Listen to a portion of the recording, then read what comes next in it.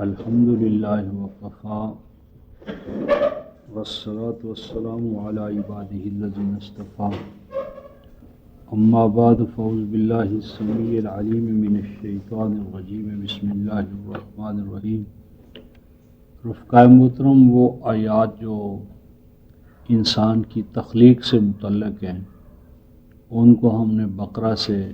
شروع کیا تھا، اور رات ہم سورہ بنی اسرائیل اور آیت نمبر 61 اور 62 اور وہاں من خلقتہ تینہ کا ایک مفہوم جو تھا اس پہ گفتگو کر رہے تھے، تو وہیں سے آگے چلتے ہیں۔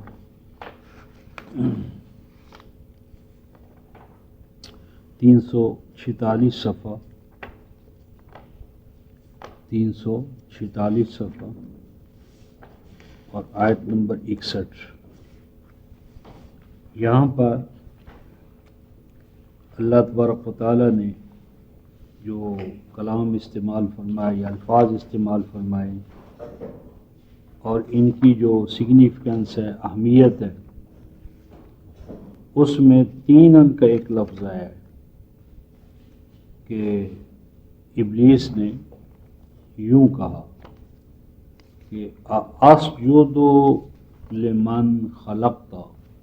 کیا سجدہ کر لوں میں، فرما برداری اختیار کر لوں، سجدہ ریز ہو جاؤں میں، یعنی ابلیس، اس کے لیے یا اس کے سامنے کہ جس کی نیچر یا حقیقت یہ ہے کہ اس کو فرمایا خلقتہ، کہ پیدا کیا ہے آپ نے اس کو، اور پیدائش کی بات تینن۔ اب یہاں جو تینن ہے، تینن، تو یہاں تینن سے مراد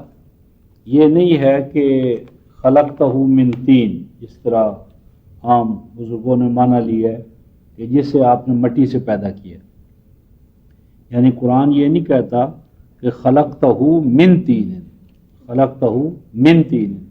کہ آپ نے اسے تین سے پیدا کیا۔ تین سے پیدا کرنے کی بجائے یہاں پر جو الفاظ ہیں، من خلقتہ تینہ، خلقتہ، پیدا کیا تو نے اس کو تین۔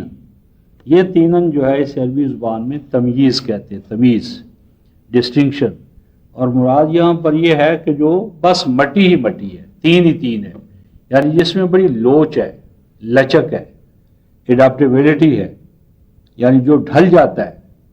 ہر طرح کے ظروف میں، حالات میں، یعنی موقع محل کے مطابق جو اپنے آپ کو ڈھال لیتا ہے۔ تو ابلیس کی نظر میں یہ انسان کی کمزوری ہے، اور حقیقتاً یہ انسان کا کمال ہے، حقیقتاً یہ انسان کا کمال ہے کہ وہ ہر سچویشن میں اپنے آپ کو اس کے ساتھ ہم آہنگ کر لے، سازگار کر لے، اور سازگار تبھی کرے گا جو اسے اپریہینڈ کرے، سمجھے، اس کی نیچر کو سمجھے، اس کے اسباب و عوامل کو سمجھے، پھر اس کی نیچر اور اسباب و عوامل کو سمجھ کر ان کو اپنے مقصود کے حوالے سے استعمال کرنے کا اسے سلیقہ آتا ہو، فن آتا ہو۔ تو یہ انسان کی خوبی تھی، انسان کا کمال تھا، اور اسی وجہ سے وہ باقی مخلوقات پر افضلیت یا برتری رکھتا ہے۔ تو بالا تینن کا معنی من تین نہیں ہے، بلکہ مراد ہے کہ جس کی سرشت، جس کا مزاج، جس کے اندر جو ایک خصوصیت ہے وہ ہے تینیت، اور تین کا معنی ہوتا ہے یعنی وہ گیلی مٹی جسے کمہار تیار کرتا ہے، چکے پر چڑھاتا ہے، اور جس قالب میں یا جس پیٹرن یا ڈائی یا جو چیز اس سے بنانا چاہتا ہے وہ بنا دیتا ہے۔ تو وہ بنیادی استعداد و صلاحیت۔ اس کے بعد آگے جو سورہ الکہف ہے، الکہف، تو الکہف میں سورہ الکہف یہ 359 صفحہ 359 صفحہ آیت نمبر 50، آخری سطر ہے، وَإِذْ قُلْنَا لِلْمَلَائِكَةِ اسْجُدُوا لِآدَمَ فَسَجَدُوا إِلَّا إِبْلِيسَ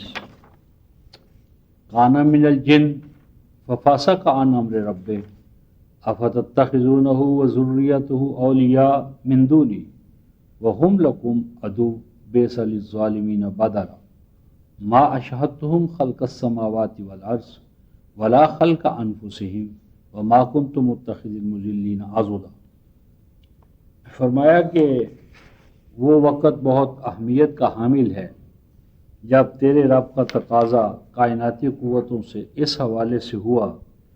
کہ تم آدم کے لیے فرما برداری اختیار کرو، آدم کے لیے فرما بردار ہو جاؤ،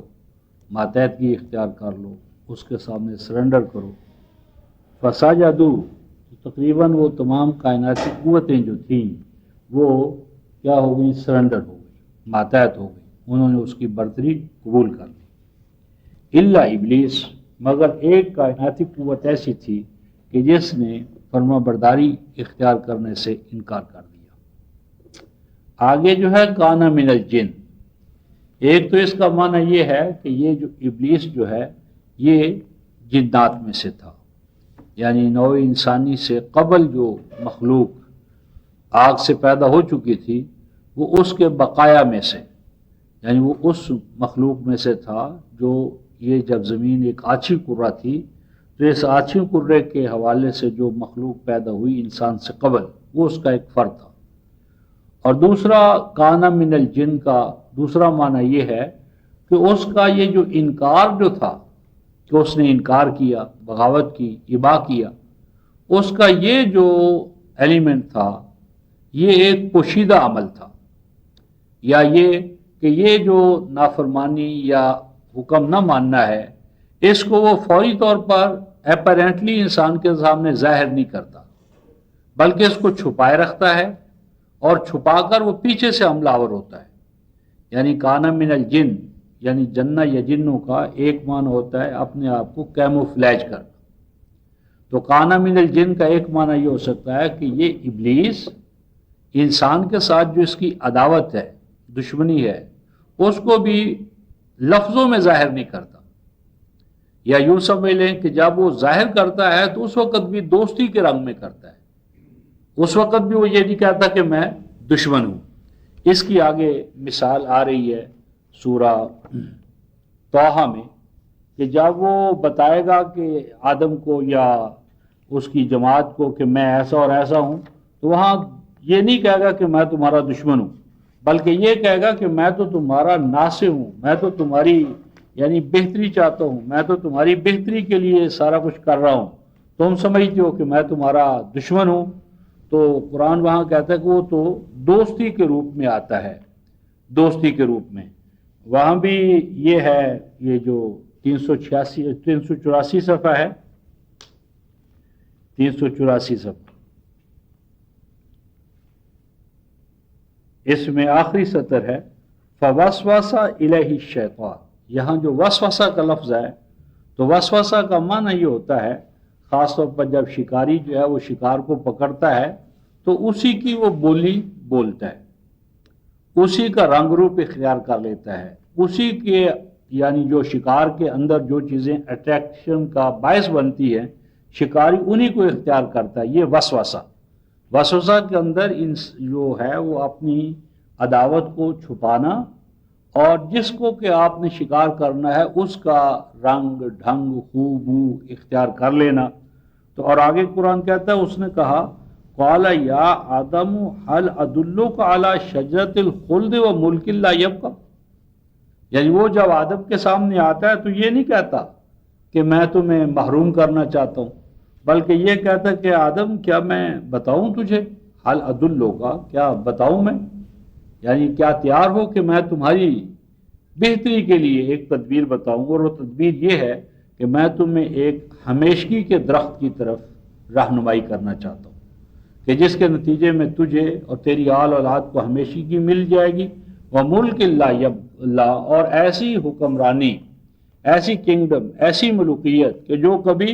بوسیدہ نہیں ہوگی، پرانی نہیں ہوگی۔ یعنی یہاں پر وہ جو وار کر رہا ہے تو دشمن کے طور پر وار نہیں کر رہا،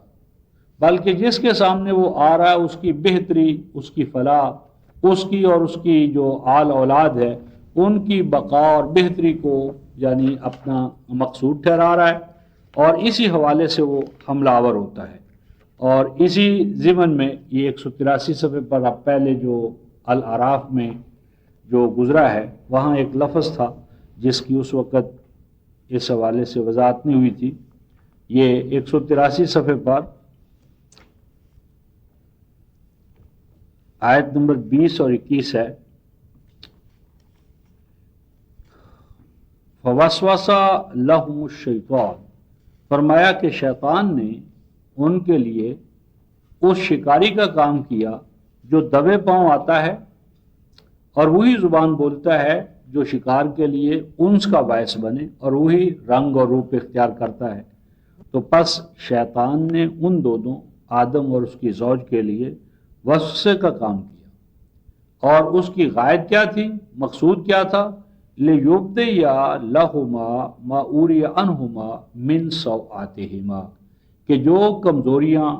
کمزور پہلو اس میں پوشیدہ چلے آ رہے تھے، چھپے ہوئے تھے،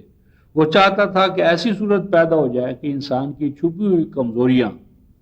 سامنے آ جائے، ننگا ہو جائے انسان اپنی کمزوریوں کے حوالے سے۔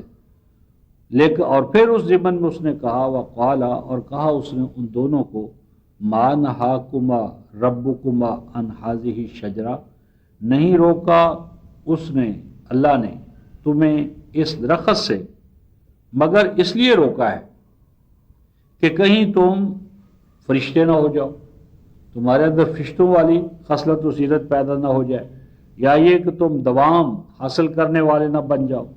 وقاسمہما، اور خوب زور لگا لگا کر اس نے ان کے سامنے قسمیں کھائیں، وقاسمہما، اور قسمیں کھائیں خوب زور لگا لگا کر ان دونوں کے سامنے۔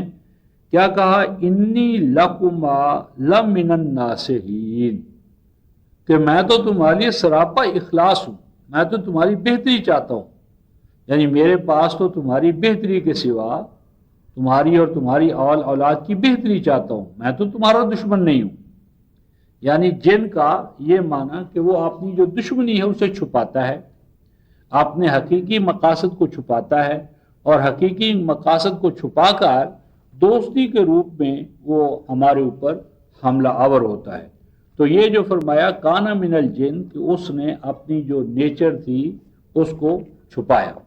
اور پھر اسی ضمن میں انبیاء علیہ السلام کے حوالے سے ان کے مقابلے میں جتنے بھی آتے ہیں ان کے دشمن، ان کو قرآن 6:112 سورہ الانعام یہ 6 سورہ الانعام اور آیت 112، یہ 173 صفحہ ہے، یہ میرے خیال ہے 171، یہ 112 آیت۔ وَكَذَلِكَ جَعَلْنَا لِكُلِّ نَبِيٍّ عَدُوًّا شَيَاطِينَ الْإِنسِ وَالْجِنِّ، فرمایا کہ یہی طریقہ کار رہا، وَكَذَلِكَ، اور اسی طرح ہوتا رہا۔ کیا ہوتا رہا، جعلنا لکل نبی، ہر نبی کے لیے ہم نے پائے، یہ مستقل قانون ہے کہ ہر نبی کے لیے دشمن پیدا ہوتے ہیں۔ وہ جو دشمن ہیں ان کو قرآن حکیم کیا کہتا ہے، شیاطین الانس والجن، کہ یہ تخریبی قوتیں، شیاطین تخریبی قوتیں، منفی قوتیں، ان کے دو فیز ہیں، دو ان کے پہلو ہیں، دو ان کے چہرے ہیں۔ نمبر 1 مانوس ہو کر، الانس یہ مانوس ہوتے ہیں، یعنی نبی کے اور اس کی جماعت کے ساتھ انس پیدا کر لیتے ہیں، مانوس ہو جاتے ہیں۔ اور دوسرا آگے ہے والجن، اور ان میں سے کچھ تو مانوس ہو کر یعنی جماعت میں داخل ہو کر یہ کام کرتے ہیں، اور کچھ کیا کہتے ہیں من والجن، پوشیدہ رہتے ہیں، وہ اپنی پوشیدگی میں، یعنی وہ بیک گراؤنڈ میں رہتے ہوئے، حجروں میں بیٹھے ہوئے، اپنی کمین گاہوں میں چھپ کر بیٹھ کر وہ حملہ آور ہوتے ہیں۔ اور پھر ان کا طریقہ کار کیا ہوتا ہے، یوحی بعضهم الی بعض زخرف القول غرورا۔ اب چونکہ انبیاء علیہ السلام وحی کی بنیاد پر انسانیت کو دعوت دیتے ہیں، لہٰذا انبیاء کی وحی کا توڑ پیدا وہ اس طرح کرتے ہیں کہ ان کا ایک گروہ جن جو پوشیدہ رہتے ہیں، چھپے رہتے ہیں، وہ وحی کرتے ہیں کن کی طرف؟ ان کی طرف جو مانوس ہو کر سامنے آتے، یعنی جو پوشیدہ رہتے ہیں وہ وحی کرتے ان کی جانب جو مانوس ہو کر سامنے آتے ہیں، اور جو وحی کرتے ہیں ان کا کیا، یعنی کس چیز کی وحی کرتے ہیں؟ زخرف القول غرورا، یعنی وہ جو چیز کام میں لاتے استعمال کرتے وہ کیا ہوتا ہے؟ القول، القول کلام الہی، اور زخرف اس کا پانی ملمہ، یعنی وہ ان کا طریقہ کار یہ نہیں ہوتا کہ وہ باطل کو باطل کے روپ میں آپ کے سامنے پیش کریں، یعنی باطل کو باطل کے روپ میں پیش کرنا ایسا کبھی نہیں ہوتا۔ باطل کو بھی جو پیش کرتا ہے وہ اس کے اوپر حق کا پانی لگاتا ہے، یعنی ملمہ قاری کرتا ہے، ملمہ قاری کرتا ہے، وہ حق کا پانی باطل کے اوپر چڑھا کر پیش کرتا ہے، اور اس کا مقصود کیا ہوتا ہے؟ رفقہ محترم قرآن کہتا ہے غرورا، اور غرور پہلے کئی دفعہ آ چکا ہے کہ جب گائے یا بھینس کا بچہ مر جائے اور وہ عادی ہو اسی کی بنیاد پر دودھ دینے کی، تو وہ پھر دودھ نہیں دیتی، تو پھر گوالا کیا کرتا ہے؟ ایک بھوس بھر کر اسی طرح کا ڈھانچہ تیار کرتا ہے بچے کی طرح کا، شکل صورت اس کی وہی ہوتی ہے، اور پیٹ میں اندر اس کے بھوس ہوتا ہے، گروتھ نہیں ہوتی، نشو نما نہیں ہوتی، بڑھوتری نہیں ہوتی، شیپ اس کی ہوتی ہے، تو گائے یا بھینس اس کو دیکھ کر وہ فریب کھا جاتی ہے، دودھ دینا شروع کر دیتی ہے، یہ غرور ہے۔ تو یعنی مطلب ان کا یہ ہوا کہ وہ جماعت مومنین کو ان کی نشو و نما اور گروتھ کو روکنے کے لیے یہ سارا پروسیس کرتے ہیں۔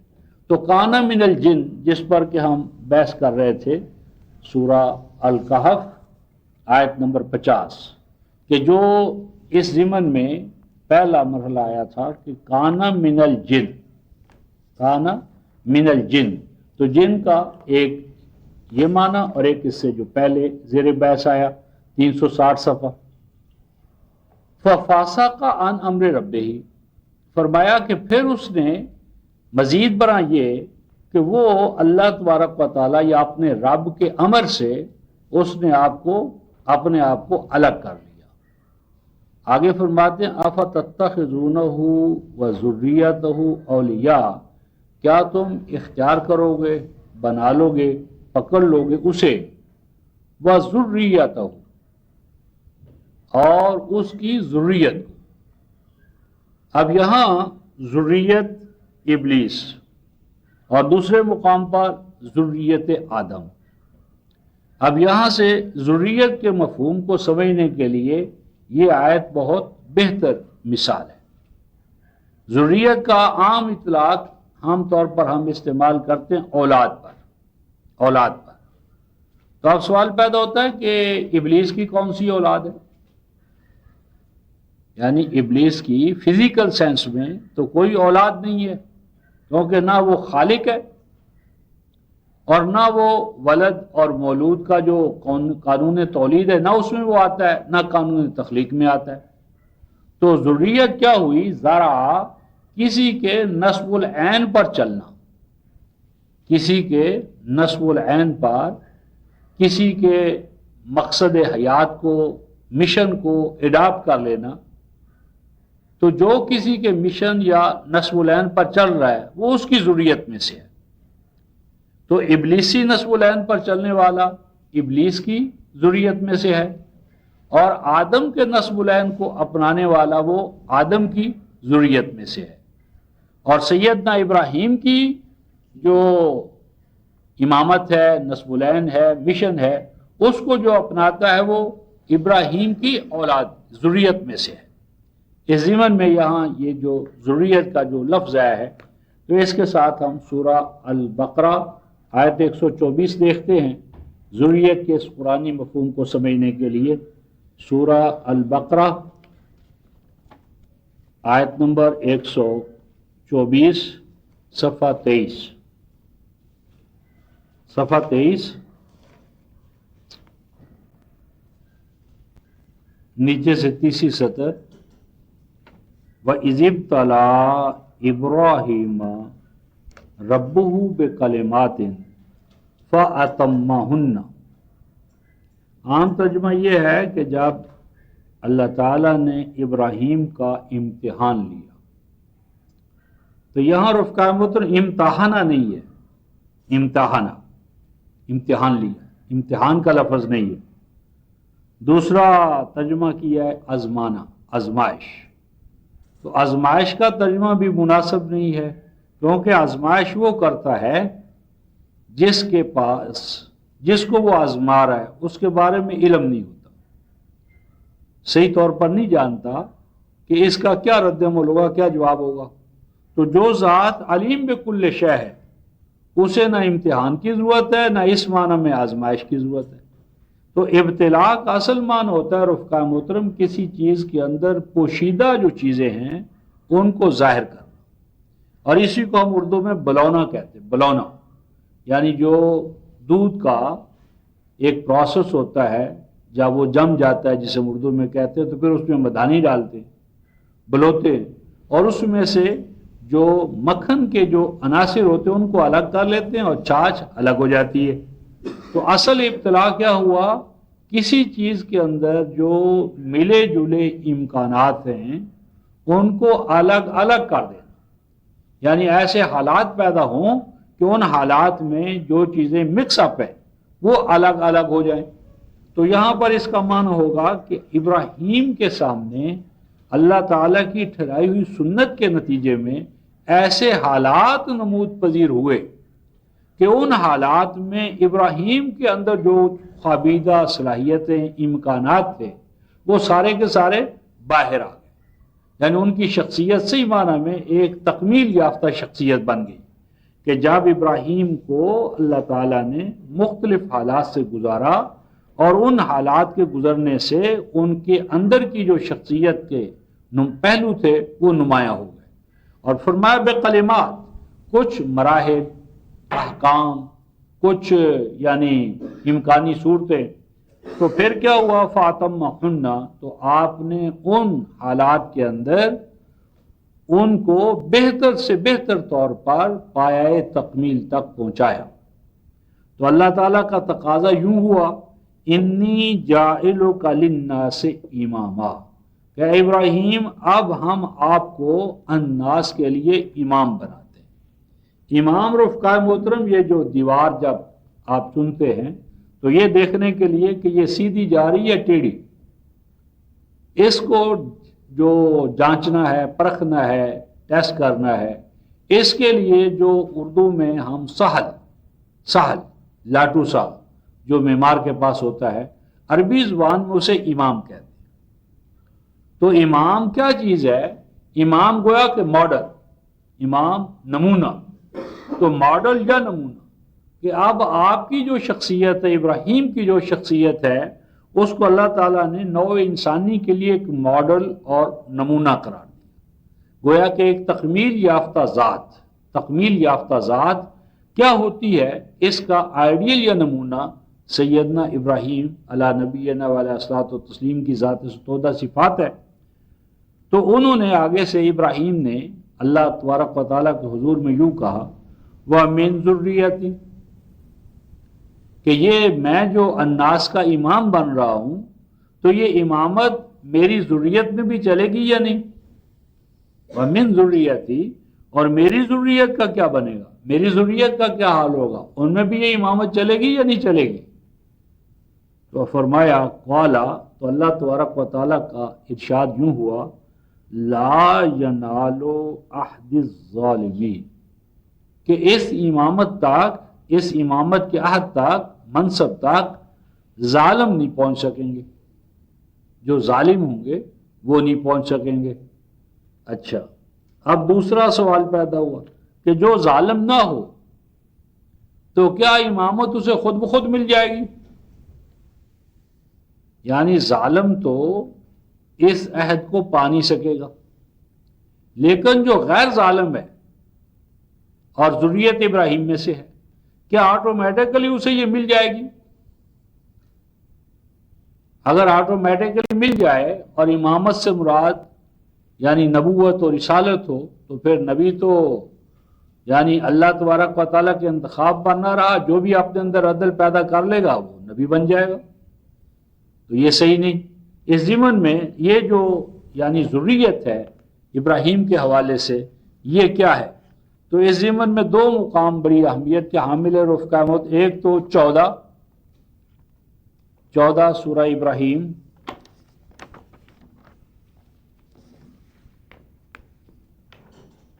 آیت نمبر 36، یہ 312 صفحہ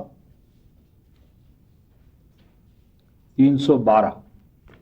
14:36۔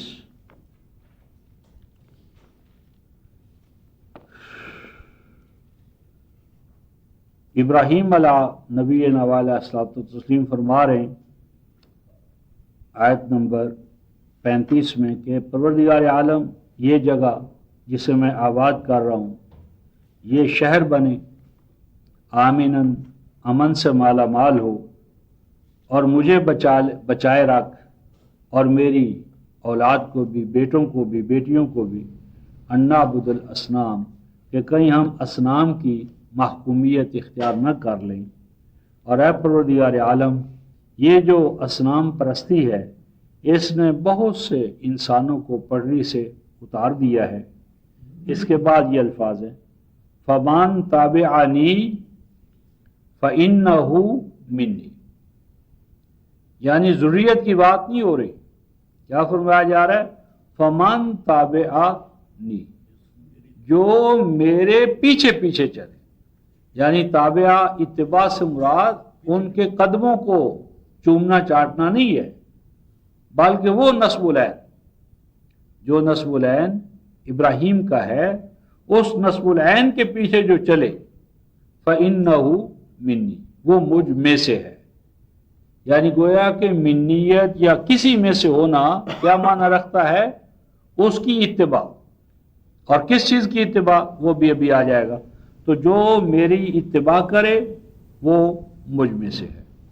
وَمَنْ عَصَانِی فَإِنَّکَ غَفُورٌ رَحِیمٌ، اور جو نافرمان ہو جائے تو میں کیا جانوں، وہ آپ کا بندہ ہے۔ یعنی اب اللہ تعالیٰ کا جو حساب کتاب کا نظام ہے، اگر وہ پروٹیکشن کے قابل ہوگا تو پروٹیکشن مل جائے گی، یعنی اگر توبہ اور انابت کر لے، اور اگر اسی پر چلتا رہے گا تو کچھ بھی نہیں ہوگا۔ یعنی اس میں مثبت طور پر یہ فرمایا ہے فَمَن تَابَعَنِی فَإِنَّهُ مِنِّی، میرا تو وہ ہے جو میرے ساتھ میرے نسب العین میں شریک ہو۔ اب اس ضمن میں 66 آیت سورہ آل عمران صفحہ 70 صفحہ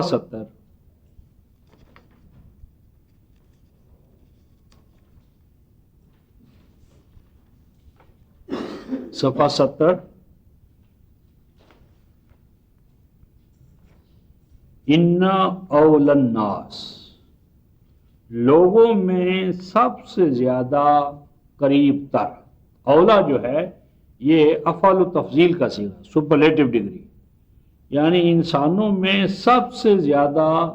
ولایت کا حق رکھنے والا، سب سے زیادہ قریب تر ابراہیم کے ساتھ کون تھے؟ لَلَّذِینَ اتَّبَعُوہُ، ابراہیم کے قریب تر وہ تھے کہ جنہوں نے ابراہیم کے وقت میں ابراہیم کی اتباع کی، یعنی ایمان لائے، اور ایمان لا کر انہوں نے ان کے ساتھ نسب العینی تقاضے کے تحت ان کا جو یعنی نقطہ نظر تھا اسے انہوں نے اختیار کیا، وہ اختیار کرنا نقطہ نظر کا۔ تو فرمایا کہ وہ جو ابراہیم کی اتباع میں آئے، ان کے حکم کو، اصول کو، اسوہ کو جنہوں نے مانا، اور آگے فرماتے ہیں وَهَذَا النَّبِيُّ، اور پھر اس کے بعد ان کے قریب تر ہیں یہ نبی، اور آگے پھر فرمایا وَالَّذِينَ آمَنُوا، اور وہ تمام ابراہیم کے قریب تر ہیں جو اس نبی پر ایمان لائے۔ اب چونکہ آپ تو عالمی رسول ہیں، آپ صرف بنی اسرائیل کے رسول یعنی جس طرح ہوتے تھے، آپ صرف بنو اسماعیل کے رسول نہیں ہیں، صرف عربوں کے نہیں ہیں، کافۃ للناس بشیر و نذیر ہیں، گویا کہ ایمان اور تقوی آگے فرمایا واللہ ولی المؤمنین، جو بھی ایمان لائے اور اس طرح اللہ کی ولایت میں آ جائے اس کا تعلق ابراہیم کے ساتھ خود بخود ہو جائے گا۔ یعنی اتباع کے ساتھ ذریت ہے، ذریت سیڈ کا نام نہیں ہے، نسل کا نام نہیں ہے، خون کا نام نہیں ہے، بلکہ ذریت کا اصل تعلق اتباع کے ساتھ ہے۔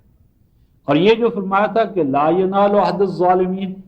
کہ ظالم جو ہے نا وہ میرے ساتھ کوئی نسبت تعلق نہیں رکھتے، تو یہ ظلم کیا ہے؟ یہ سورہ الانعام آیت نمبر 80، یہ ظلم کیا ہے کہ جس کے نتیجے میں ابراہیمیت سے انسان کٹ جاتا ہے، خواہ زبان پر درود و سلام کہہ رہا ہو ابراہیم کو، لیکن اس کے باوجود وہ ظلم ایسی چیز ہے کہ جو انسان کو ابراہیم کے ساتھ نہیں رہنے دے گا۔ 165 صفحہ 165 صفحہ، یہ 80 کی بجائے 81 آیت ہے، 81 آیت سورہ الانعام 681 صفحہ 165، صفحہ 165 فرماتے ہیں وَكَيْفَ أَخَافُ مَا أَشْرَكْتُمْ، کیسے ڈروں میں ان سے کہ جن کو تم نے شریک بنا لیا ہے اللہ کا، وَلَا تَخَافُونَ، اور تم نہیں ڈرتے، أَنَّكُمْ أَشْرَكْتُمْ بِاللَّهِ، کہ بلا شبہ تم نے شریک بنایا ہے اللہ کے ساتھ، ما ان چیزوں کو، شخصیتوں کو، اصنام کو، کتابوں کو، ما لم ينزل به علیکم سلطانہ، کہ جن کے بارے میں اللہ تعالیٰ نے کوئی سند، کوئی اتھارٹی نازل نہیں کی۔ آگے فرماتے ہیں فَأَيُّ الْفَرِيقَيْنِ أَحَقُّ بِالْأَمْنِ، بتاؤ اللہ تعالیٰ کے ہاں امن پانے کا کون مستحق ہوگا؟ فَأَيُّ الْفَرِيقَيْنِ أَحَقُّ، کون ہے زیادہ حقدار امن کا ان دونوں گروہوں میں سے؟ دو گروہ ہیں، ایک گروہ ہیں کہ جنہوں نے اللہ کے ساتھ شرک کیا، کس چیز کا شرک کیا؟ ما لم ينزل به سلطان، یعنی جن چیزوں کے بارے میں سند یا اتھارٹی اللہ نے نازل نہیں کی، ایک وہ گروہ ہے جن نے شرک نہیں کیا ما لم ينزل به سلطانہ کا، اور ایک وہ ہیں کہ جن نے غیر منزل من اللہ چیزوں کو اللہ تعالیٰ کی ذات، صفات، دین اور کتاب میں شریک کر لیا۔ یہ دو جماعت ہیں۔ فرماتے ہیں فَأَيُّ الْفَرِيقَيْنِ، پس کون سا گروہ ہے احق بالامن، زیادہ امن کا مستحق، زیادہ امن کا مستحق۔ اب اس کو کھولا ہے 166 صفحہ، ان کنتم تعلمون، اگر تم علم میں یقین رکھتے ہو تو مجھے اس کا جواب دو۔ آگے فرماتے ہیں الذین آمنوا ولم یلبسوا ایمانہم بظلم اولئک لہم الامن وہم مہتدون، یہ ہے ابراہیمی جماعت۔ یعنی ابراہیم سلام و صلات کا نام نہیں ہے، ابراہیمیت اس نسب العین کا نام ہے۔ الذین آمنوا، وہ گروہ کہ جو ایمان لایا، اور ایمان سے مراد قرآن میں توحید ہے اور ایمان بالقرآن ہے، کہ جس نے مانا اللہ تعالیٰ کو توحید کے ساتھ، اللہ تعالیٰ کو مانا توحید کے ساتھ، اور آگے فرماتے ہیں کہ اللہ تعالیٰ کو توحید کے ساتھ اس طرح مانا کہ اس نے لم یلبسو، مات ملوث ہونے دیا، آمیزش ہونے دی، ایمانہم، اپنے ایمان کی، بے ظلم، اور اپنے ایمان میں ظلم کی آمیزش نہ ہونے دی۔ یعنی امن ان کے لیے ہے کہ جب ایمان لے آئے تو ایمان کے اندر ظلم شامل نہ ہو۔ اور ظلم کیا ہے رفقا محترم؟ 31-19 کا حوالہ لکھ لیں، ان الشرک لظلم عظیم، سب سے بڑا شرک جو ہے وہ ظلم جو ہے وہ شرک ہے، شرک سب سے بڑا ظلم ہے۔ یہاں پہ ظلمن جو آیا ہے ایک ظلم نہیں، بلکہ اس سے مراد یہ جو تنوین ہے یہ تفخیم، عربی زبان میں کثرت کا، کوانٹٹی اور کوالٹی دونوں میں، تو جو ظلم کا ارتکاب کرے مومن ہونے کے بعد، دعویٰ ایمان کا ہو لیکن اندر اس میں شرک ہو، ان کے لیے امن نہیں ہے۔ امن ان کے لیے ہے جو جب ایمان لے آئیں تو ایمان میں ہر طرح کے شرک کی ملونی اور آمیزش، اس سے ایمان کو پاک رکھیں۔ اولئک لہم الامن، انہی کے لیے ہے امن، وہم مہتدون، اور وہی ہیں امن میں آنے والے۔ اب یہاں اہم مسئلہ یہ آیا کہ فمان تابعنی فإنہ منی، کہ جو میری اتباع کرے وہ میرا ہے، اور جو اتباع نہ کرے وہ کون سا ہے؟ وہ خارج ہے۔ اب اتباع سے کیا مراد ہے؟ یعنی کسی کی ذریت میں داخل ہونا، ابراہیم کی ذریت میں، ابلیس کی ذریت میں، یا آدم کی ذریت میں، یا انبیاء کی ذریت میں داخل ہونا کیا معنی رکھتا ہے؟ ان کی کیسے ہم اتباع کریں؟ ہم مثلا ابراہیم تو موجود نہیں، اور ہم ابراہیم کی اتباع کرنا چاہتے ہیں تو کیسے کریں؟ کیا ابراہیم کی اتباع سے مراد کہ وہ کوئی ماحول ہے، وہ کوئی معاشرے کی چیزیں ہیں؟ اس کو قرآن حکیم نے سورہ پہلے المومن دیکھیں 40ویں سورہ،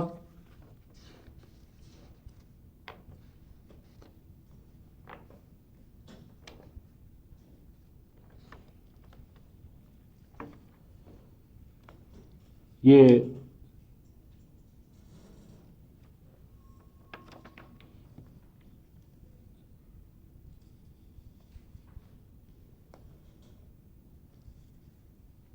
یہ 564 یا ہاں 564 48 صفحہ 48 آیت 48 ہے یا 38 ہے؟ 38 یہاں دیکھیں 564 صفحہ، سیدنا موسیٰ علیہ السلام پر یہ شخص ایمان لایا،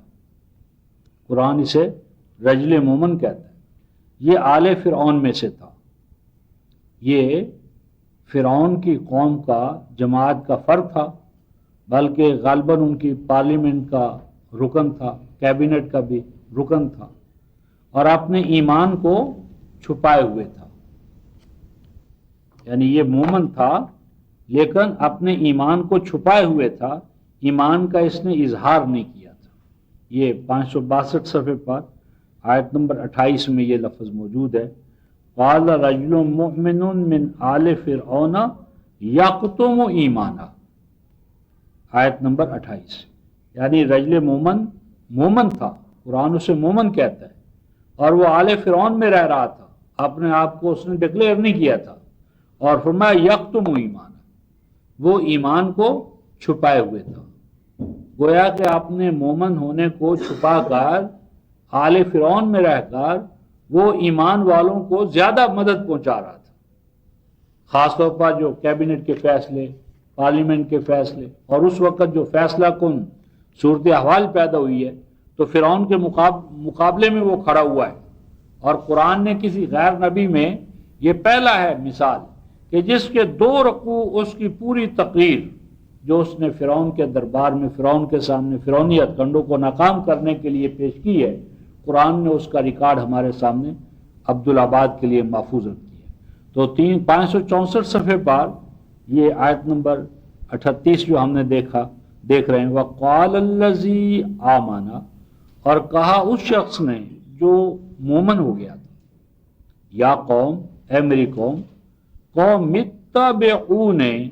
احدکم سبیل الرشاد، اے میری قوم تم میری اتباع کرو، احدکم سبیل الرشاد، اور میں انشاءاللہ تمہیں صحیح راستے پر چلاؤں گا۔ اب یہاں سوال پیدا ہوتا ہے کہ سیدنا موسیٰ علیہ السلام تو موجود ہیں، یہ موسیٰ علیہ السلام پر ایمان لایا ہے نا رجل مومن، تو رعیل مومن جو موسیٰ علیہ السلام پر ایمان لائے ہیں اور وہ قوم سے کہہ رہے میری اتباع کرو، تو کیا اس کی اتباع کرنے سے روشی اس کی شخصی اتباع ہے کہ مجھے امام بنا لو میری ذات میں؟ یعنی موسیٰ علیہ السلام تو موجود ہے، تو موسیٰ علیہ السلام کی موجودگی میں ان پر ایمان لانے والا شخص جب یہ کہے کہ میری اتباع کرو، تو اس سے یہ مراد نہیں کہ میری شخصی اتباع، مراد یہ ہے کہ تم بھی میری طرح مومن بنو،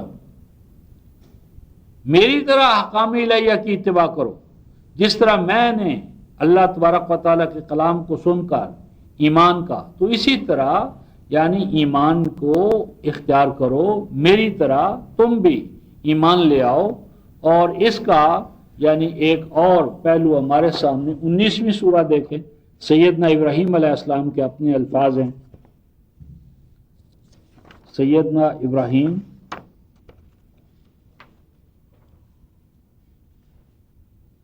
تین سو ستر صفحہ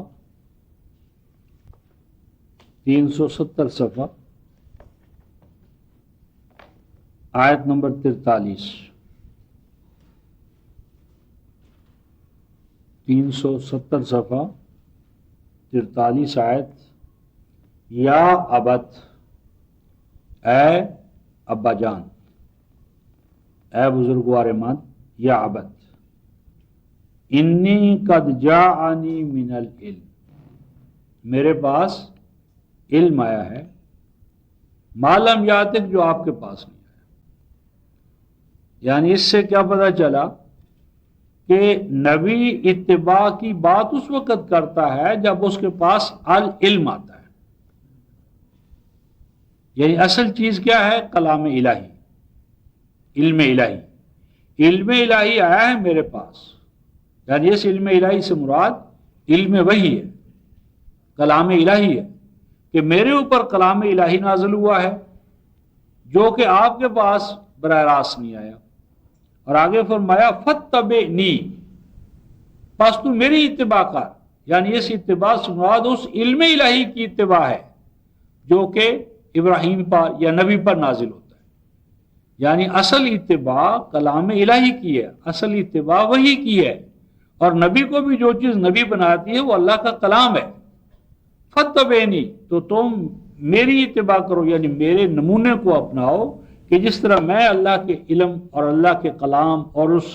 احکام کے سلسلے کے پیچھے پیچھے چل رہا ہوں، جس کے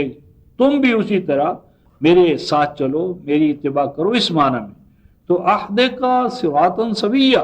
تو اس کا نتیجہ یہ نکلے گا کہ صحیح راستے پر چل کر ہم منزل مراد کو پالیں گے۔ تو اب یہ جو مسئلہ تھا کہ جو ذریت ہے ابلیس کی، تو یہ ذریت اس معنی میں نہیں جس معنی میں ہم انسانوں کی دنیا میں دیکھتے ہیں۔ تو جو نسب العین ہے، اس نسب العین کو جو بھی اپنائے، کسی کے نسب العین کو ابلیس کا ہو تو ابلیس کی ذریت میں ہے، آدم ہو تو آدم کی ذریت میں سے ہے۔ اور اسی کو حوالہ لکھ لیں، 36ویں سورہ کی آیت نمبر 61 میں بھی یہی بات کہی گئی ہے کہ اے انسانوں، تم شیطان کی عبادت نہ کرو۔ تو اب شیطان کی اس معنی میں تو عبادت نہیں ہوتی، یعنی وہاں بھی عبادت وہ معنی محکومیت ہے۔ تو اب ہم اصل موضوع کے حوالے سے آیت نمبر 50 سورہ الکہف، تو فرمایا کہ وہ جو ابلیس تھا اس کو اور اس کی اولاد کو تم اپنا، یعنی اس کے فالوورز کو، اس کے نقش قدم پر چلنے والوں کو تم اپنا ولی بناتے ہو یا بنانا چاہتے ہو۔ صفحہ 360، وَهُمْ لَكُمْ عَدُوٌّ بِئْسَ لِلظَّالِمِينَ بَدَلًا، حالانکہ وہ تمہارے دشمن ہیں، اگرچہ وہ دشمنی کو کیموفلیج کرتے ہیں، تو بِئْسَ لِلظَّالِمِينَ بَدَلًا،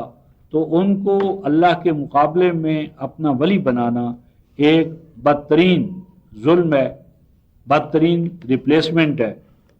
آگے فرماتے ہیں ما اشہدتہم خلق السماوات والارض ولا خلق انفسہم وما کنت متخذ المضلین عضدا، فرمایا کہ میں نے یہ زمین، یہ آسمان، یہ سلسلہ تکوین جو ہے، یہ اللہ فرماتے تنہ تنہا بنایا، یعنی جتنا بھی جو شرک ہوتا ہے رفقائے محترم وہ اللہ اس حوالے سے ہوتا ہے کہ اللہ نے کائنات کا یا فلاں کام کا انچارج فلاں کو دے دیا، بھئی اللہ تعالیٰ نے فلاں کا چارج فلاں کو دی ہے۔ اللہ فرماتے ہیں کہ جس وقت اس کائنات کو تخلیق کرنے کا مرحلہ تھا تو اس وقت تو مجھے کسی ہیلپر کی، ایڈوائزر کی، مددگار کی ضرورت نہ پڑی، اور جب یہ سلسلہ سارا چل نکلا تو اب اس کو بحال رکھنے کے لیے، حالت پر رکھنے کے لیے مجھے مددگاروں کی ضرورت پڑ گئی، اور وہ بھی ایسے مددگار کہ جو خود اللہ کے کلام سے ہٹے ہوئے۔ فرمایا کہ ما اشہدتہم، نہیں کچھ مدد لی میں نے ان سے آسمانوں زمین کی پیدائش کے وقت، اور نہ خود ان کو پیدا کرنے کے وقت، اور نہ تھا میں کہ گمراہ کرنے والوں کو اپنا مددگار بناتا۔ تو یہ رفقائے محترم بنی اسرائیل کے بعد اگلا مقام تھا کہ جس میں انسان کے حوالے سے اور ابلیس کے حوالے سے ایک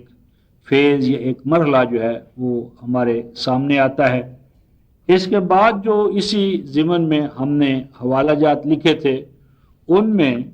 جو سورہ طٰہٰ ہے، سورہ طٰہٰ اس کا تفصیلی ذکر ہے، لیکن اس کو ہم ابلیس و آدم کے ضمن میں پہلے کر چکے ہیں۔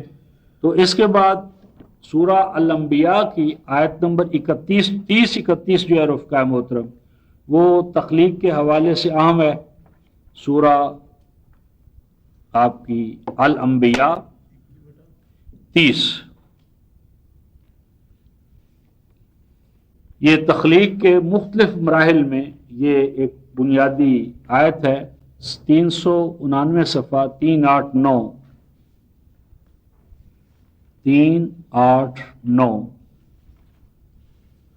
اولم یر الذین کفروا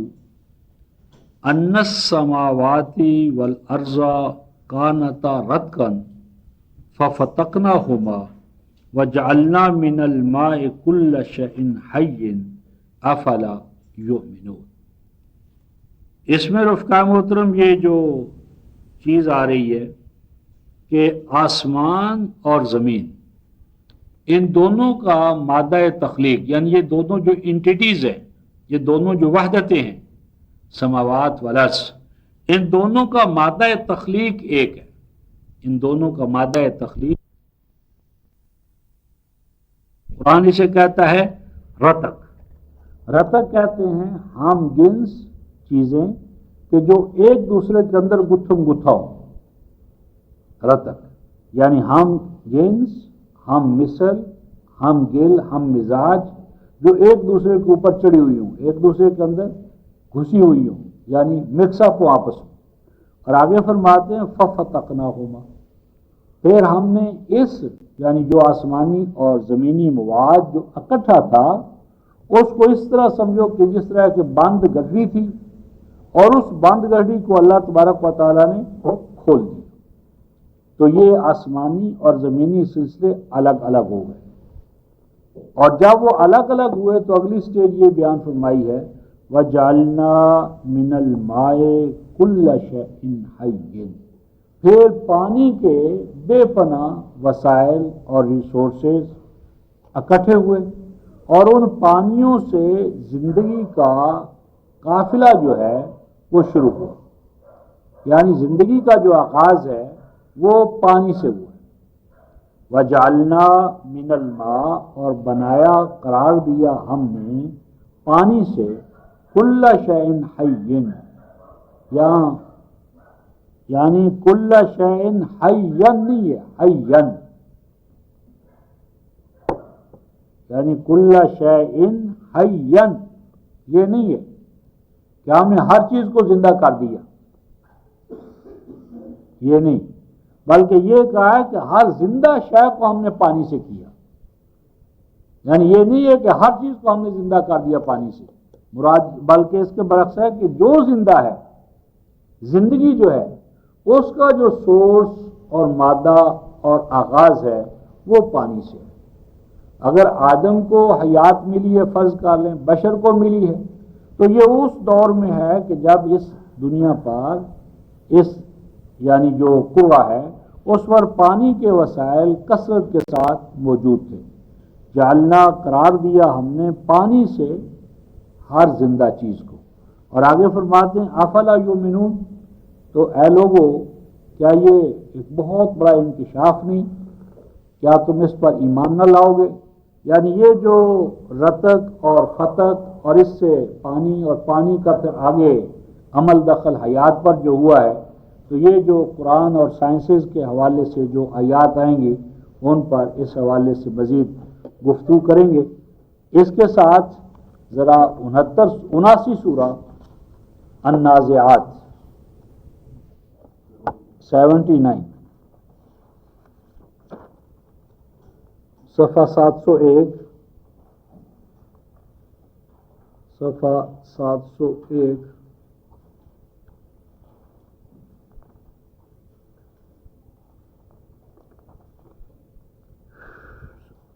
آیت نمبر 27 صفحہ 701 اَأَنْتُمْ أَشَدُّ خَلْقًا أَمِ السَّمَاءُ بَنَاهَا رَفَعَ سَمْكَهَا فَسَوَّاهَا وَأَغْطَشَ لَيْلَهَا وَأَخْرَجَ ضُحَاهَا وَالْأَرْضَ بَعْدَ ذَلِكَ دَحَاهَا أَخْرَجَ مِنْهَا مَاءَهَا وَمَرْعَاهَا وَالْجِبَالَ أَرْسَاهَا مَتَاعًا لَكُمْ وَلِأَنْعَامِكُمْ۔ فرمایا کیا انسانوں سوچو، اَأَنْتُمْ أَشَدُّ خَلْقًا، کیا تمہاری جو پیدائش ہے وہ زیادہ زوردار ہے، زیادہ محنت طلب ہے؟ اَأَنْتُمْ أَشَدُّ خَلْقًا، کیا تم زیادہ سخت ہو، مضبوط ہو، زیادہ محنت طلب کام ہے تمہاری پیدائش؟ أَمِ السَّمَاء، یا سماوی کرے اور کروں کا سارا نظام، کہ اس کو بناہا، اس کو اللہ تبارک و تعالیٰ نے عدم محض سے وجود دیا، یعنی یہ سماوی کرے، یہ کہکشائیں، گلیکسیز اور ان کے اندر جو نظام شمسی ہیں، تو یہ زیادہ محنت طلب ہے یا انسان کی پیدائش؟ فرماتے ہیں رفع سمکہا فسواہا، اور وہ جو سماوی کرے ہیں ان کے لیے قرآن کہتا ہے رفع سمکہا۔ اب ترجمہ اس کا کر دیا کہ اس کی چھت کو اونچا کیا۔ اب چھت کو عربی زبان میں رفقۂ محترم سقف کہتے ہیں، سین کاف فے، سقف، سقف کہتے ہیں چھت کو۔ اور یہ سورہ الانبیاء کا ایک حوالہ لکھ لیں کہ جس میں اللہ تبارک و تعالیٰ نے سقف کو استعمال کیا ہے، 390 صفحے پر ہے، 390 صفحے پر آیت نمبر 32 وَجَعَلْنَا السَّمَاءَ سَقْفًا مَحْفُوظًا وَهُمْ عَنْ آيَاتِهَا مُعْرِضُونَ۔ 390 صفحہ الانبیاء آیت نمبر 32 وَجَعَلْنَا السَّمَاءَ سَقْفًا مَحْفُوظًا، اور ہم نے آسمان کو، ان کا ترجمہ ہے کہ محفوظ چھت بنائے۔ اب یہاں چھت کے لیے لفظ ہے سقف، سین کاف فے، اور یہ لغوی طور پر صحیح ہے کیونکہ سقف چھت کو کہتے ہیں۔ باقی قرآن جو کہہ رہا ہے کہ یہ سما سقف محفوظ ہے، یہ قرآن سے پوچھیں یا سائنسز سے کہ سقف محفوظ سے کیا مراد ہے، کوئی اس طرح مٹیریل چھت ہے یا اس کے جو زونز ہیں، اور ہر زون کے اندر جو چیزیں پیدا کی گئی ہیں وہ ہمارے سمائے دنیا جس میں ہم رہ رہے ہیں اس کی حفاظت کر رہی ہیں، اور زمین بھی اس سے محفوظ رہ رہی ہے۔ یہ جب ہم کونیاتی نظام اور قرآن پڑھیں گے تو اس میں یہ چیزیں آئیں گی۔ بہرحال یہاں میں نے عرض یہ کرنا تھا کہ سقف کا لفظ ہے چھت کے لیے، اور یہاں قرآن 701 صفحے پر استعمال لفظ کر رہا ہے سمک، رفع سمکہا فسواہا، رفع سمکہا فسواہا۔ اب یہاں قرآن حکیم نے لفظ استعمال کیا رفقۂ محترم سمک، سمک، اور سمت جو ہے رفقائے محترم یہ کسی چیز کے لیئرز کو کہتے ہیں، جہت، پرت، جہت، پرت، تہ، اور یہ جو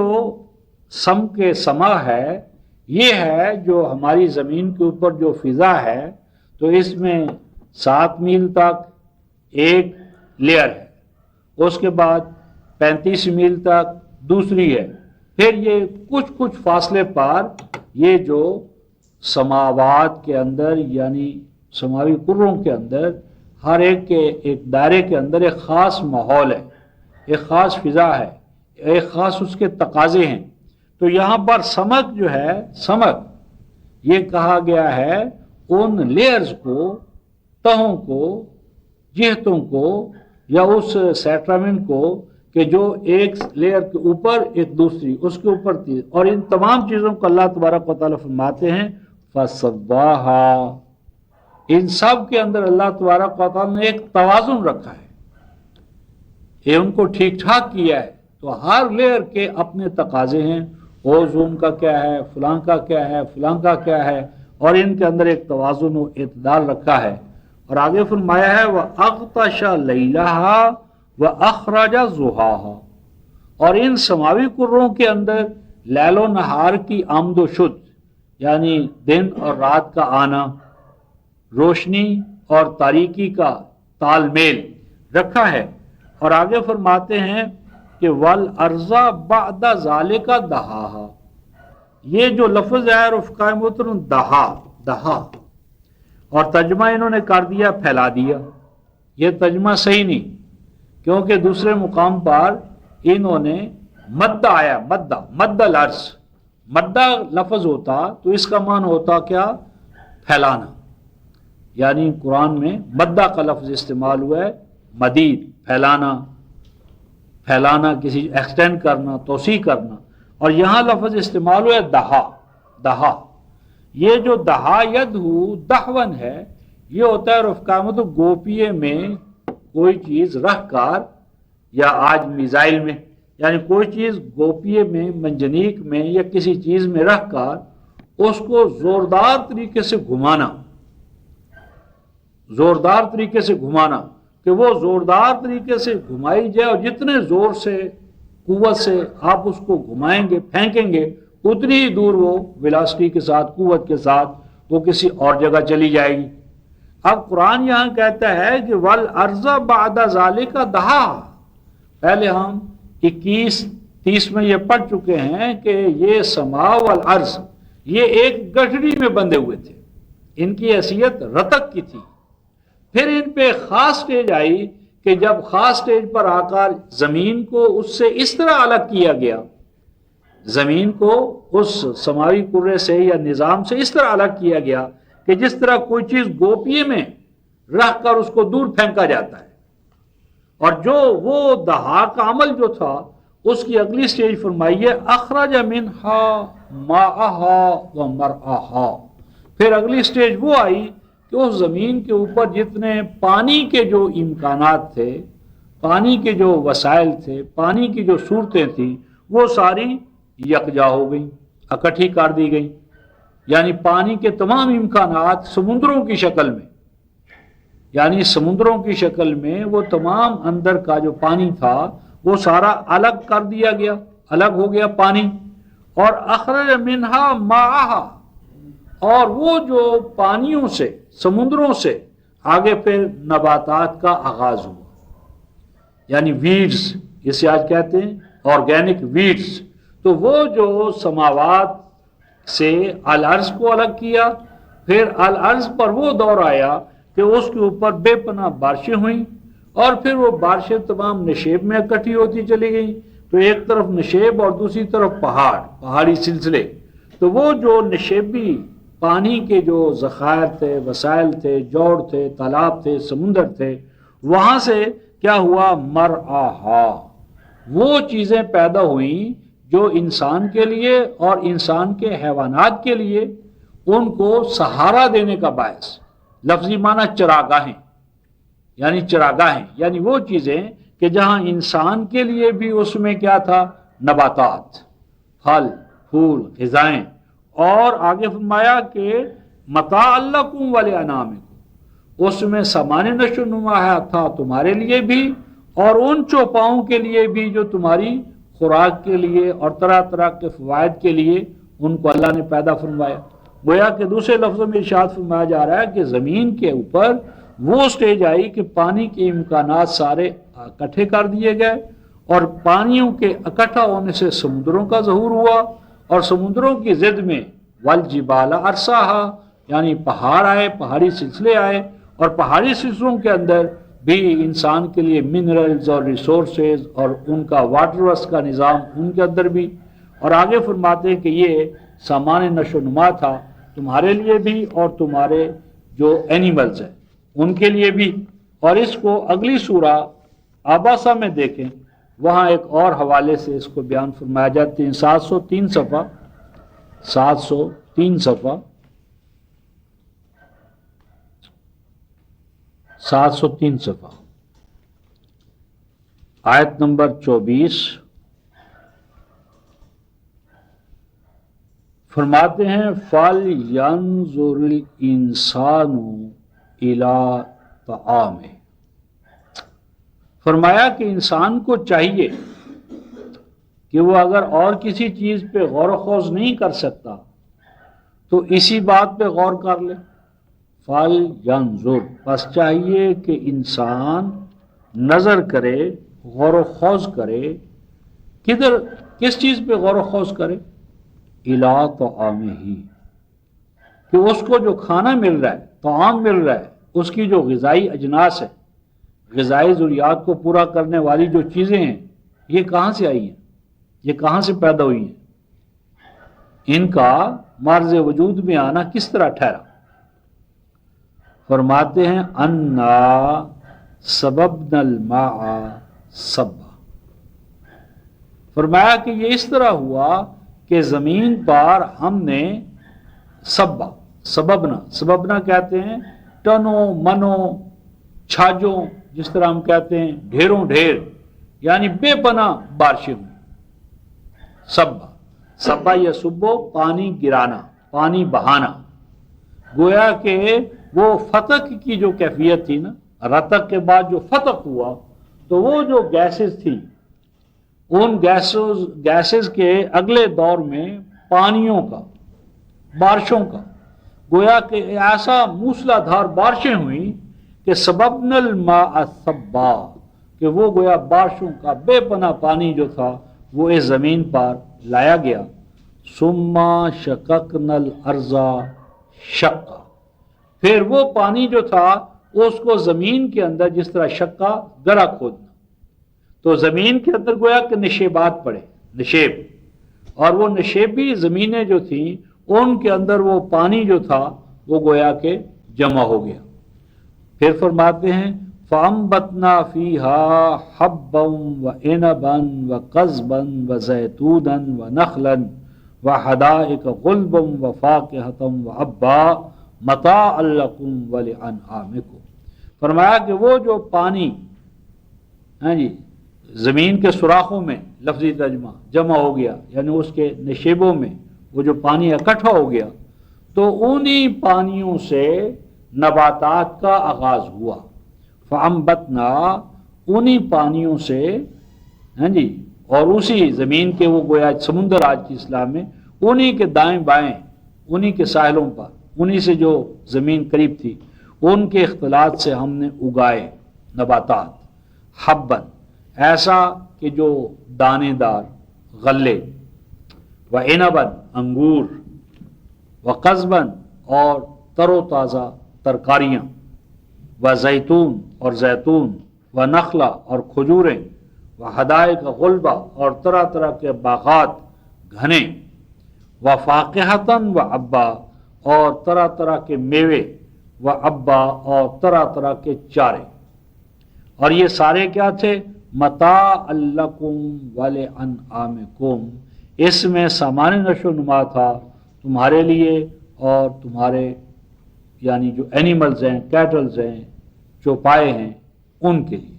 یعنی یہاں پر گویا کہ یہ سبق دیا گیا ہے سنت اللہ میں کہ کسی بھی چیز کو اگر تم وجود پذیر کرو تو اس وجود کو برقرار رکھنے کے لیے جو اسباب و عوامل ہیں وہ پہلے مہیا کرو. یعنی انسان بعد میں آیا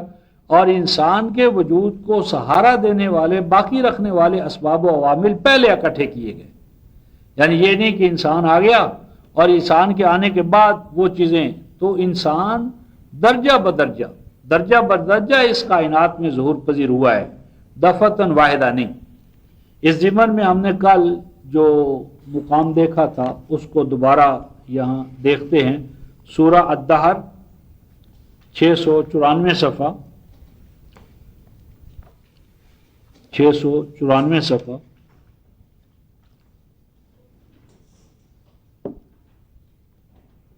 چھہتر سورہ آیت نمبر 1. هل اتی علی الانسان حین من الدہر، کیا انسان پر ایک ایسا دور نہیں آیا؟ ایسا دور نہیں آیا یعنی آ چکا ہے انسان پر ایک ایسا دور کہ وہ دور جو تھا انسان کا ایسا دور تھا لم یکن شیئا مذکورا، کہ وہ دور ایسا تھا کہ اس میں انسان کہلانے کا مستحق نہیں تھا، انسان کوئی قابل ذکر مخلوق نہیں تھا. لم یکن شیئا مذکورا، نہ تھا انسان ایک ایسی چیز نہیں تھا مذکورہ جس کا ذکر کیا جائے، قابل ذکر. یعنی انسان ایسے ارتقائی مراحل سے گزرا ہے کہ وہ الٹیمیٹلی انسان تو بننے والا تھا، لیکن جن سٹیجز سے وہ گزرا ہے ہر سٹیج پر وہ انسان کہلانے کا مستحق نہیں تھا. گویا کو آنورڈ اس کا ارتقاء تو اسی منزل کی طرف تھا، لیکن ابتدائی سٹیجز پر مثلا جس وقت وہ تراب تھا، جس وقت وہ طین تھا، جس وقت وہ طین لازب تھا، جس وقت وہ سلسال کل فخار اور حمأ مسنون تھا، اس وقت وہ انسان نہیں تھا،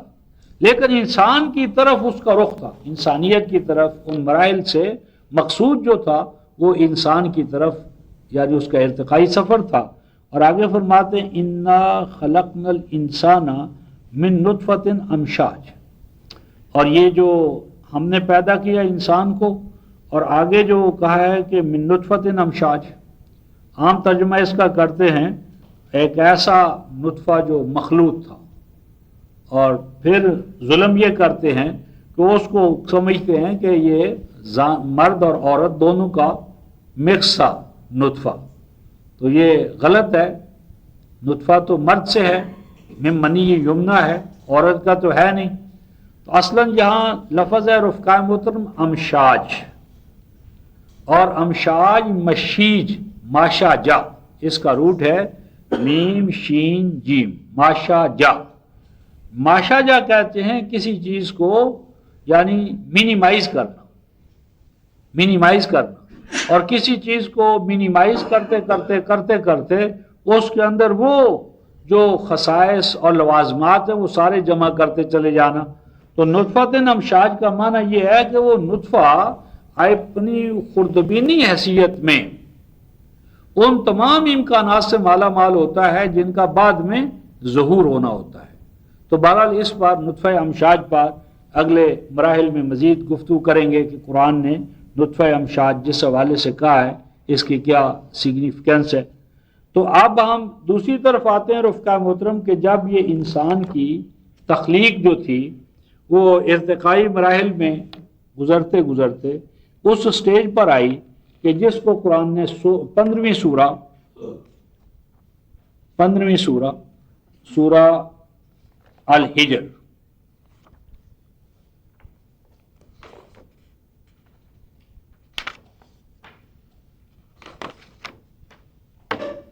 یہ 316 صفحہ آیت نمبر 26. وَلَقَدْ خَلَقْنَا الْإِنسَانَ مِنْ صَلْصَالٍ مِنْ حَمَإٍ مَسْنُونٍ. یہاں جو حامہ مسنون، حامہ مسنون یعنی یہ جو تالابوں کے ارد گرد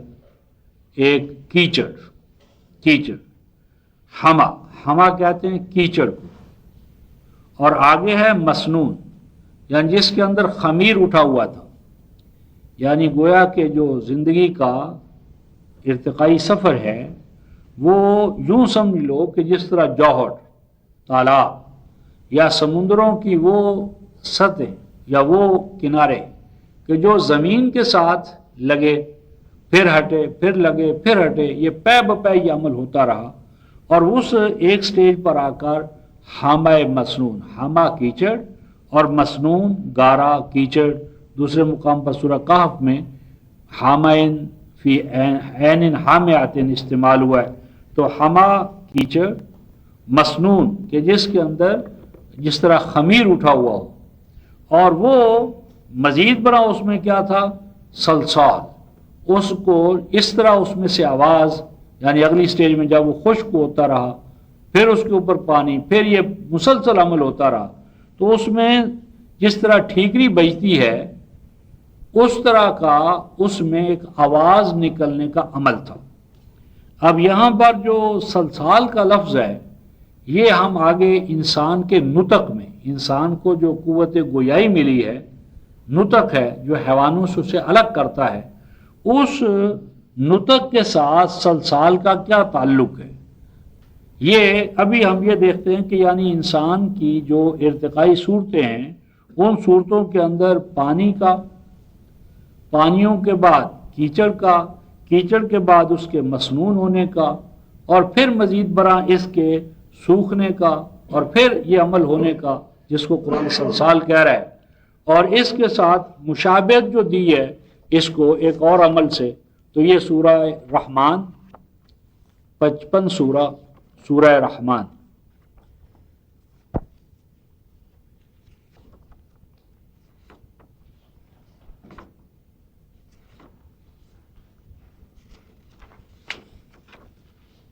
چھ سو چھتیس صفحہ،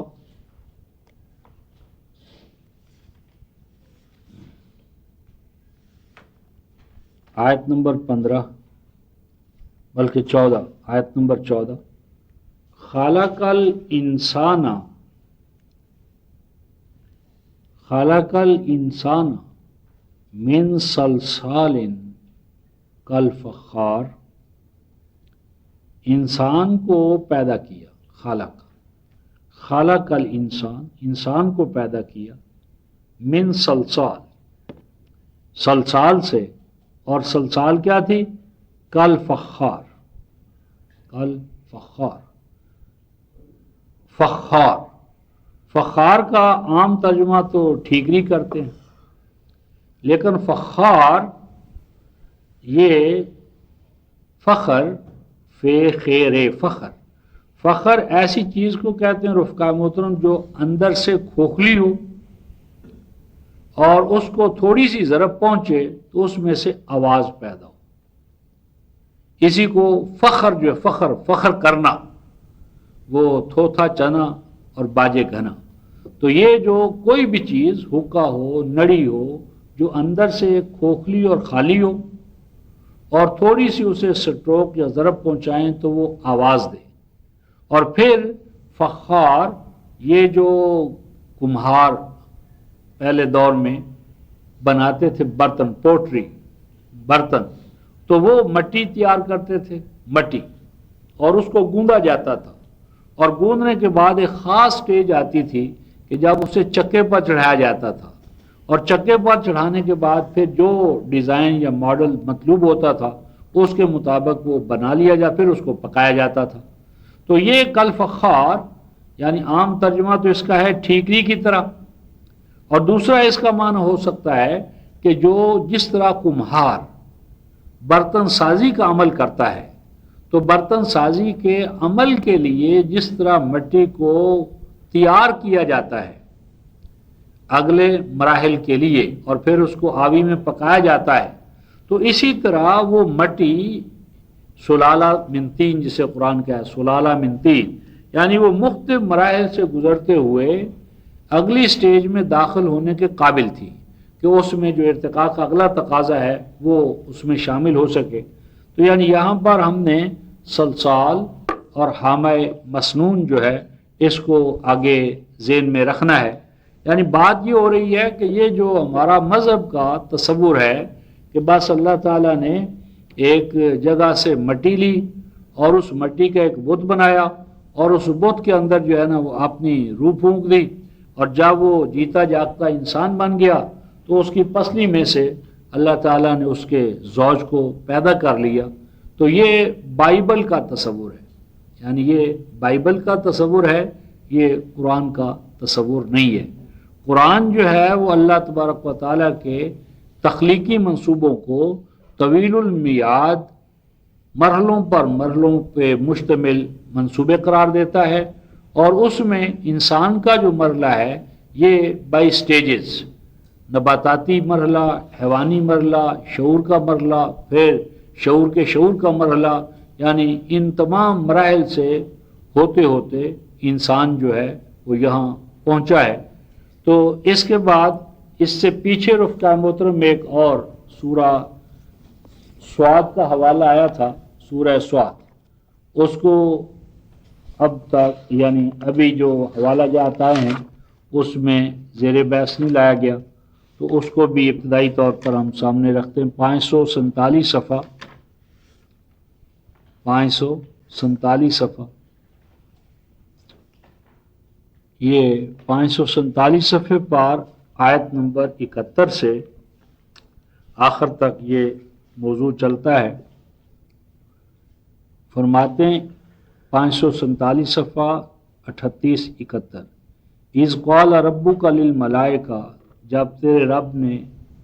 ملائکہ سے، کائنات قوتوں سے اپنے تقاضے کا یوں اظہار فرمایا،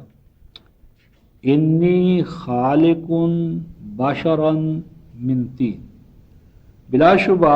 میں پیدا کرنے والا ہوں، بنانے والا ہوں بشر کو تین میں سے.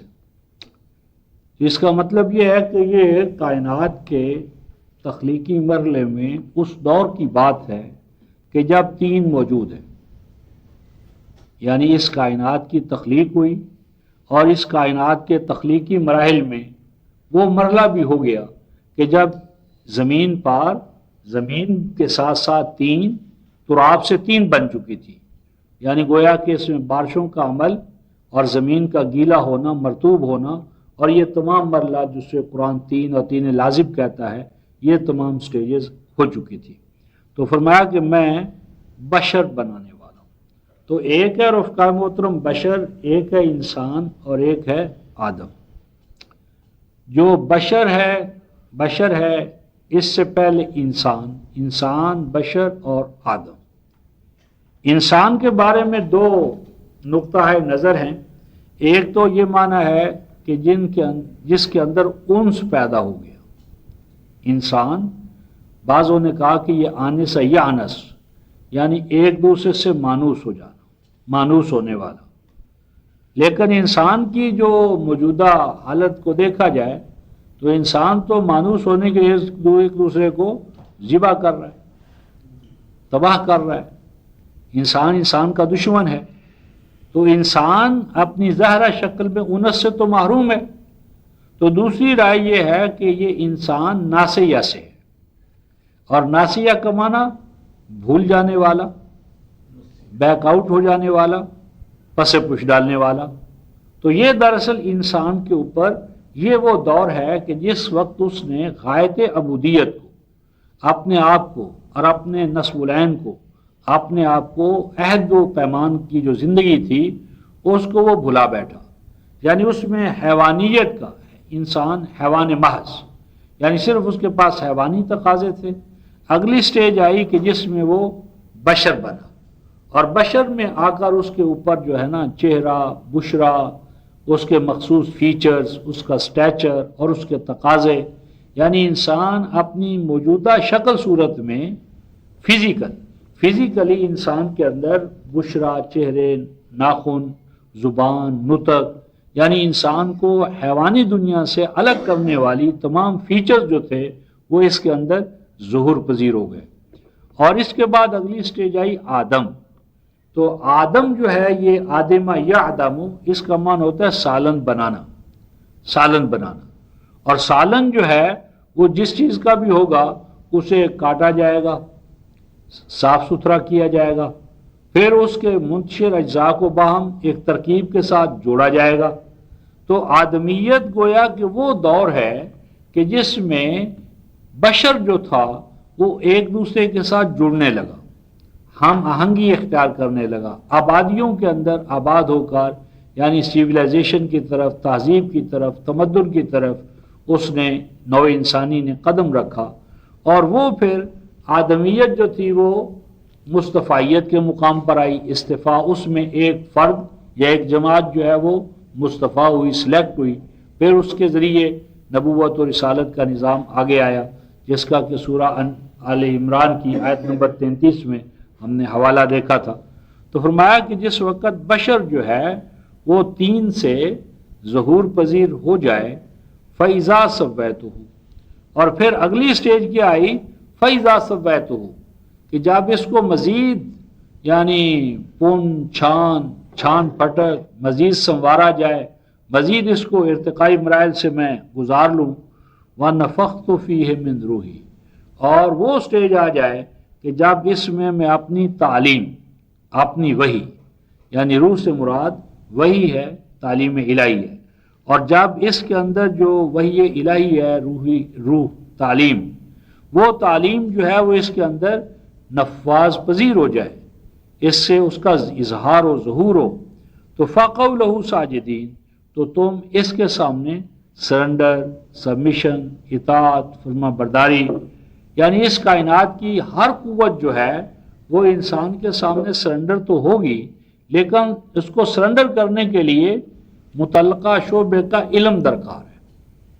اگر وہ کائنات فطرت کا ہے تو فطرتی علوم،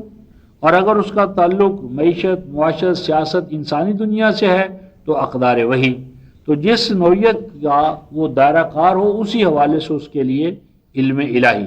کائنات فطرت کے حوالے سے یا شریعت کے حوالے سے. تو جب وہ اپنے اندر پیدا کر لے تو تم اس کے سامنے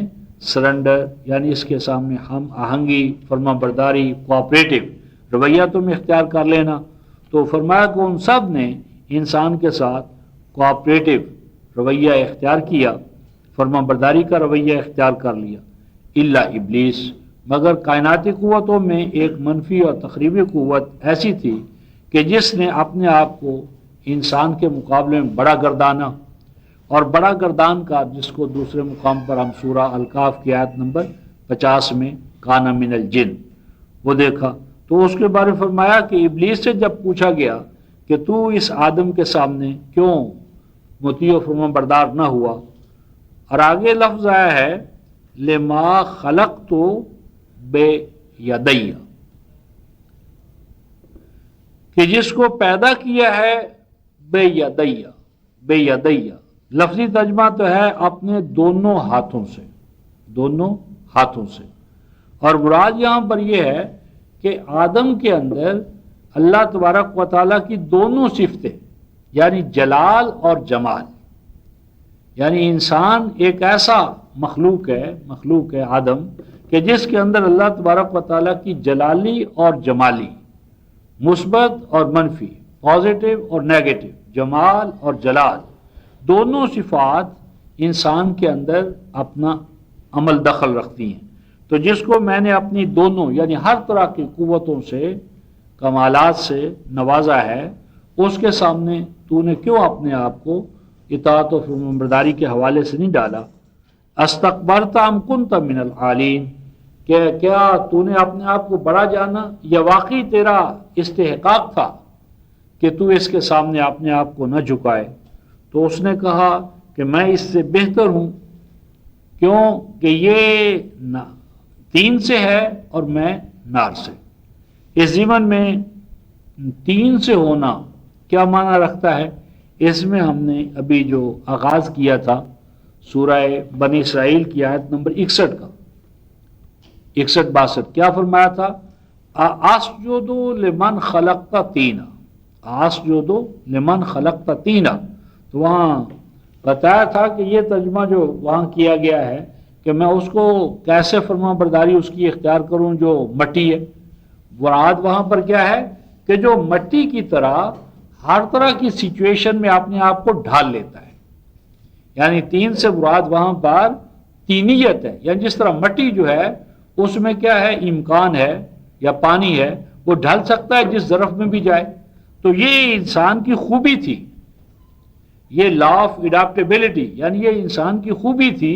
کہ وہ ہر طرح کے موقع محال یا سچویشن کے ساتھ اپنے آپ کو ایڈجسٹ کر سکتا ہے, ہم آہنگ کر سکتا ہے, اس کو سمجھ سکتا ہے اور سمجھ کر انڈرسٹینڈ کر کے اسے اپنے مقاصد کے لیے استعمال کر سکتا ہے. لیکن ابلیس کو یہ انسان کا ایک نقص نظر آیا, کمزوری نظر آئی,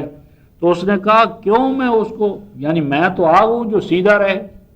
یعنی میں تو یہ ون سائیڈڈ, یعنی اس کا ہے ون سائیڈڈ ہونا اور اس کے اندر ہے تینیت, یعنی یہ